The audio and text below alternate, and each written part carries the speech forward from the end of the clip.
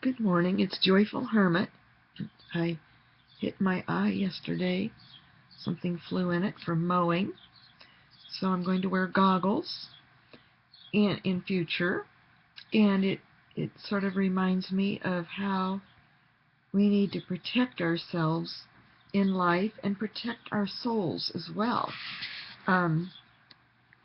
Simply by protecting our outer sight and our inner sight. Yesterday I did a video, but I since took it down because I didn't express myself as well as I wanted to, and it also came to a more temporal level again, of expressing situations in which justifying and citing may be necessary, which is mostly in the secular world or in the temporal world of the church. But I'm constantly seeking to grow in the spiritual, because the spiritual is what is eternal. And as St. Paul writes in Romans 8, he gives the differences between the spiritual and the non-spiritual lives, and how the spiritual life is what is worthwhile, and the non-spiritual leads to a kind of death. And obviously for many in this life, the spiritual is less and less a part of their recognized reality or their desired reality. So it's an interesting thing to ponder. And while in the temporal and the secular, trying to back up our statements or our arguments with citations of certain authority figures or other writings. Consider even the back of books and how authors seek other people who maybe have public standing in the eyes of men to help justify their writing or sell their books. It's a very common practice, and it has very practical aids and ramifications. But in the spiritual life, when we consider that it really comes down to our soul and God, that trying to elevate ourselves or justify ourselves through other people, even though they may have good standing, is not going to really matter when it comes to our judgment and what our souls really are and who our souls really are in the light of Christ. So, citing God, citing Scripture, is yet another matter.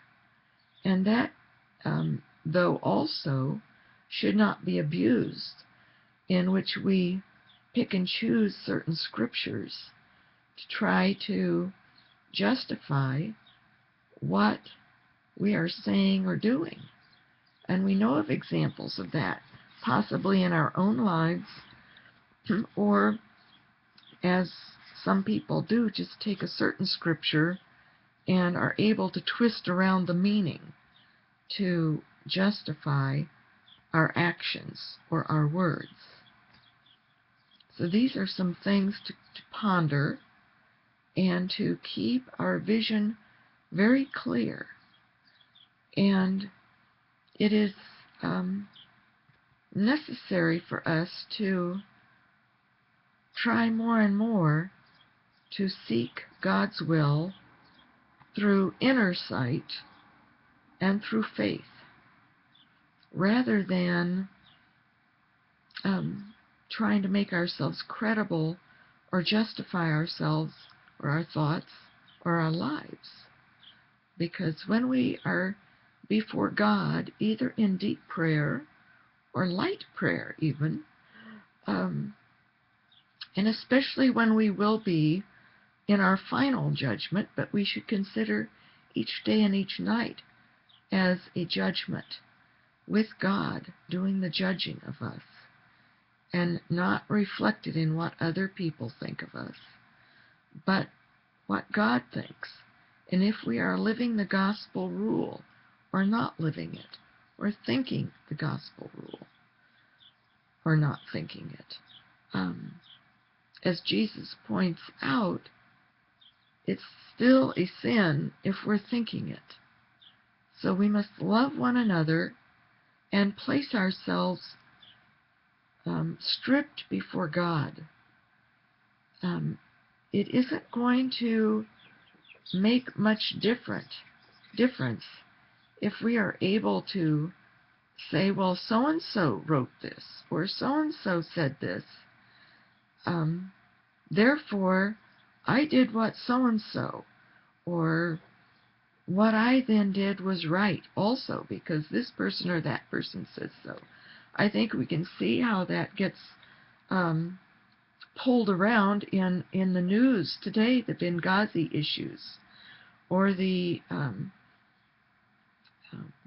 trading off Gitmo detainees for a person, and all of the ramifications of, well, so-and-so gave the order, whatever.